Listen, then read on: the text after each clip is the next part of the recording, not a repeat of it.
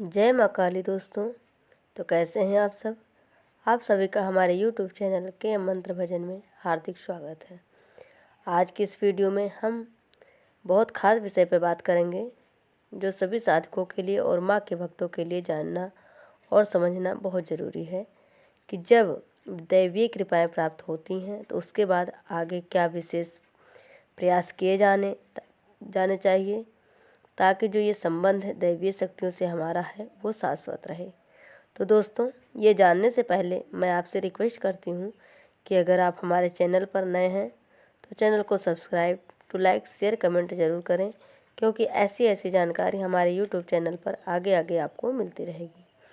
तो दोस्तों, सबसे पहली चीज़ इसमें करनी है कि जो भी प्रयास हमने अभी तक किए हैं जिनकी वजह से हमें दैवीय कृपाएँ और सिद्धियाँ प्राप्त हुई हैं, तो हमें अपने प्रयासों में ढील नहीं देनी चाहिए। अपने प्रयास आगे भी उसी निष्ठा से, उसी विश्वास से, उसी गति से आगे बढ़ाने हैं। ये ना हो कि हम अब हमारा कार्य हो गया है, जीवन में जो चाहिए था वो मुझे प्राप्त हो गया है तो नियमों में ढील दे दी जाए। ये बहुत ही बड़ी गलती है जो लोग कई बार कर जाते हैं।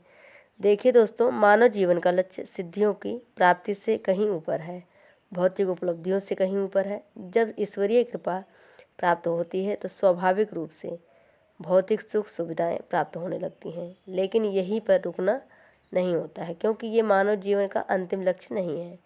ये एक रास्ता है हमारी आध्यात्मिक यात्रा का। तो हमें अपने आध्यात्मिक विकास की तरफ लगातार प्रयास करते रहना है कि ईश्वरीय कृपा से किस प्रकार चेतना के उच्चतम स्तर तक पहुंचा जा सके, इस तरफ ध्यान देना है। और आध्यात्मिक पथ पर निरंतर अग्रसर होने के लिए अपने इष्ट से, अपने गुरु से मार्गदर्शक की प्रार्थना करनी चाहिए। दूसरी बहुत ही महत्वपूर्ण चीज़ है जो ध्यान रखनी है कि जब कोई सिद्धि प्राप्त होती है तो ईश्वरीय कृपाएं व्यक्ति के अनुभव होती हैं कि अहंकार से दूर रहना चाहिए। अपनी वाणी, अपने व्यवहार पर संयम रखना चाहिए, क्योंकि अहंकार एक ऐसा दुर्गुण है जो आपकी सिद्धि को, आपकी ईश्वरीय कृपा को छीड़ करता है। कई बार ऐसा होता है कि जब कोई साधक ऊंचाइयों पर पहुंच जाते हैं, सफलता को प्राप्त कर लेते हैं, तो उन्हें मान सम्मान की चाह होने लगती है, और अगर ये स्थिति पैदा हो जाती है तो ईश्वरीय कृपाएं छीड़ होने लगती हैं। तो दोस्तों, हमेशा याद रखें कि जो कुछ जीवन में प्राप्त हुआ है और उपलब्धियां हासिल हुई हैं उसके पीछे ईश्वरीय कृपा है। कोई भी कठिन कार्य कर लिया है तो ये मैंने किया है, ये मैं के भाव से दूर रहकर सफलता को इष्ट के चरणों में समर्पित कर देना चाहिए, क्योंकि जब हम अपना ज्ञान, अपनी सफलता गुरु के चरणों में या अपने इष्ट के चरणों में समर्पित करते हैं तो मोक्ष के द्वार खुल जाते हैं और भौतिक इच्छाएं खत्म होने लगती हैं। आध्यात्मिक विकास होता है और शक्ति आपका मार्गदर्शन करती है। अब तीसरी चीज़ जो करनी चाहिए कि जब ईश्वरीय कृपा के संकेत मिलते हैं, सिद्धियां व्यक्ति को जीवन में हासिल होती हैं, तो समझना चाहिए कि ईश्वर ने कुछ जिम्मेदारियों को उठाने के लिए ही आपको चुना है। आपको केवल ये समझ कर खुश नहीं होना है कि हमें ये उपलब्धि हासिल हो गई है, ये सिद्धि हमें प्राप्त हो गई है, सपने में देवी देवताओं के दर्शन हो रहे हैं। अपने दृष्टिकोण को और भी अधिक विस्तृत करना है ताकि आप समझ सकें कि आपको कुछ उत्तरदायित्व भी आपके इष्ट ने सौंपे हैं जिनका निर्वाह आपको करना है, और ईश्वरीय आदेश का सम्मान करना है। किसी भी रूप में आप ये कर सकते हैं। कुछ विशेष नियम संकल्प आपको उठाना चाहिए, जैसे कि रोज़ सुबह आपको गाय को रोटी देनी चाहिए या कुत्तों को खाना खिलाना चाहिए, चिड़ियों को दाना पानी डालना चाहिए, गरीबों को दान देना चाहिए।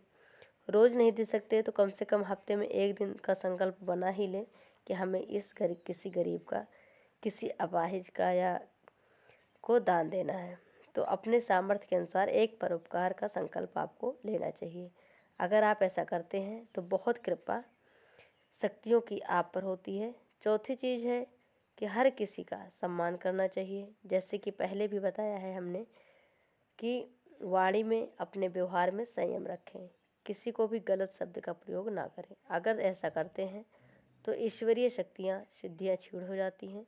ईश्वरीय कृपा तो बरसेगी हम पर, बस हमें इस बात का ध्यान रखना है कि हमने जो ईश्वर के सामने पात्र फैलाया है उसमें छिद्र ना हो। हमारे गुरु का, हमारे इष्ट का आशीर्वाद तो सदैव हमारे साथ ही रहता है, लेकिन यदि पात्र में ही कोई विकार पैदा हो जाए तो जो ईश्वरीय कृपा आ रही है वो छिद्रों से निकल जाती है और आपका जो पात्र है वो खाली ही रह जाता है। तो दोस्तों, इन बातों का अवश्य ध्यान रखना चाहिए। तो आशा करती हूँ दोस्तों कि आज की वीडियो आप सबको बहुत पसंद आई होगी। आगे फिर मिलते हैं अगली वीडियो में। माँ काली आप सबकी हमेशा रक्षा करें। जय माँ काली, जय माता दी।